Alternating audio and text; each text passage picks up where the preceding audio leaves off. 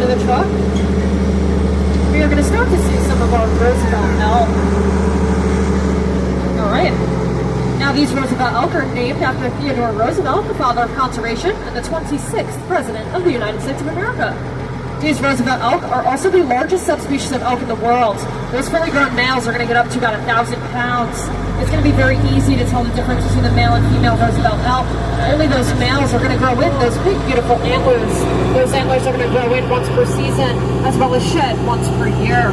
They can get anywhere from 4 to 6 feet in length. Alright. Looks like we got one more female Roosevelt elk over here on the left side. Alright. We got one more male Roosevelt elk over here on the right side as well. 2 more males. Very nice. Alrighty. So as we move along here as well, looks like coming up on both sides of the truck, we're going to start to see our beautiful bison. Alright. Now bison are going to be a symbol of North America, as well as the largest living mammal in North America. These bison are going to get up to about 2,400 pounds. It's equivalent to a small car. They're very large. Alright. Make sure we take a close look. We have a lot of bison calves as well. Very, very cute. We have about 9 or 10 now. Very cute. Now these bison also have what we call horns. Horns are going to be attached to that skull. These bison are going to have the same pair of horns throughout their whole entire lifetime, as well as if a bison's out in the wild and loses one of those horns, they will not be able to regrow that horn back. These bison horns are very, very different than those antlers we just saw. Alright. Very cute. We got the little calves coming up here. Very nice.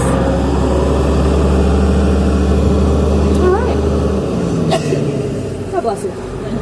Now, bison were once an endangered species. Back when westward expansion started, they were undergoing some habitat loss, overall conflicts with humans. But thanks to conservation efforts since the 19th century, bison, or buffalo populations, have continued to rise. Alright. We got a couple more beautiful Roosevelt elk males coming up here on the right. One more lonesome bison over there to the right side as well. Alrighty.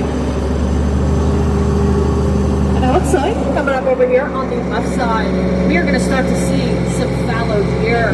That is going to be the first herd that we see. We're going to see a couple more herds as we continue on. These fallow deer are quite similar to the deer we have native here in New Jersey, the white-tailed deer. But these fallow deer are going to keep those very beautiful spots throughout their whole entire lifetime, as well as growing antlers that we call palmate. Their antlers are going to grow in much more flat and shovel-shaped compared to our familiar antler.